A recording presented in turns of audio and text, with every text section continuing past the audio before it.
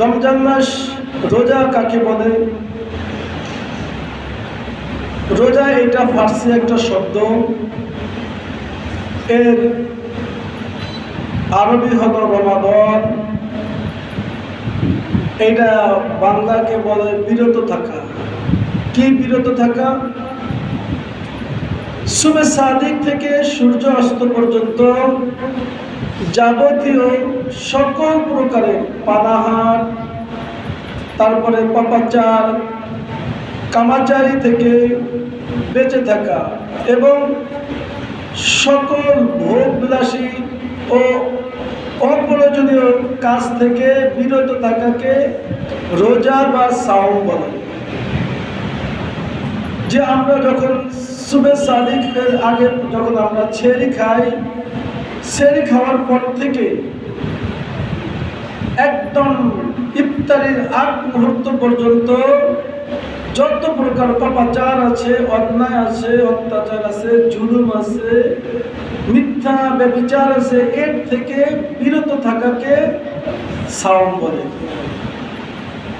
কারণ এই সাওমটা সর্বপ্রথম হলো এই রোজার মাধ্যমে আল্লাহ রাব্বুল আলামিন আমাদের মানুষের তাকওয়া অর্জন হয়। এই রোজার মাধ্যমে মানুষের ধৈর্য ধারণের একটা রূপকাঠি। এই রোজার মাধ্যমে গরিবদের যে না খাওয়া এটা বোঝা যায়। এজন্য মাহে রমজান মাস আমাদের সামনে আসতেছে। আমরা যেন যারা ওই ব্যক্তিরা ভাগ্যবান যারা মাহে রমজান মাস পেল। আল্লাহর হাবিব সাল্লাল্লাহু আলাইহি ওয়াসাল্লাম বলে, যারা রমজান মাস পাওয়ার পরেও একটা মাস মাহে রমজান মাস পাওয়ার পরে যারা তাদের গুনাহগুলো, অপরাধগুলো, অন্যায়গুলো যারা ক্ষমা করতে পারে নাই, মাফ করতে পারে নাই, রাসূল বলে তাদের চাইতে দুর্ভাগ্য, কপাল পোড়া, হতভাগা এই জগতে আর কেউই নেই। বলে নাউযুবিল্লাহ। তাহলে আমরা মাহে রমজান কাকে বলে বুঝলাম। এবার এর ধারা কি প্রকার, কেন এটা আমাদের উপরে আল্লাহ রাব্বুল আলামিন ফরজ করে দিয়েছে, প্রত্যেকটা নর এবং নারীর জন্য, পুরুষ এবং মহিলাদের জন্য। শুধু এটা কি আমাদের জন্যই ছিল রোজা?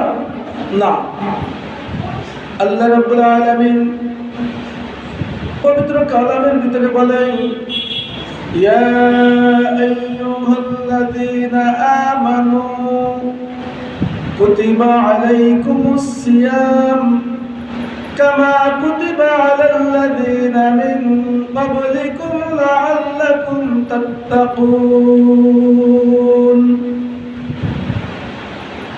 হে বিশ্বাসীরা, আমি তোমাদের উপরে মাহে রমজান মাসে রোজা ফরজ করে দিয়েছি, যেমন ফরজ ছিল তোমাদের পূর্ববর্তীদের উপর, এমনি ভাবে তোমাদের উপরে রোজা ফরজ হয়েছে, ফরজ করে দিয়েছি, যাতে তোমরা তাকওয়া অর্জন করতে পারো, ঈমান বৃদ্ধি করতে পারো, তোমাদের গুনাহগুলো পৃথিবীতে থাকাকালীন মাফ করতে পারো।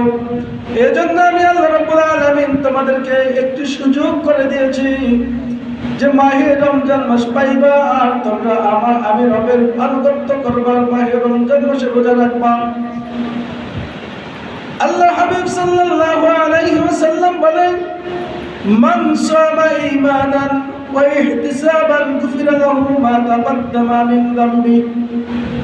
কোন ব্যক্তি যদি সওয়াবের আশায় খুশির সাথে মাহে রমজান মাসে রোজা রাখবে, আল্লাহ রাব্বুল আলামিন বলে তোমাদের পিছনের যেমন শত গুনাহ আছে, পাহাড় পরিমাণে যদি গুনাহ থাকে, আমি মহান রব্বুল আলামিন তোমাদের গুনাহগুলোকে মাফ করে দিব। সুবহানাল্লাহ। যদি আমরা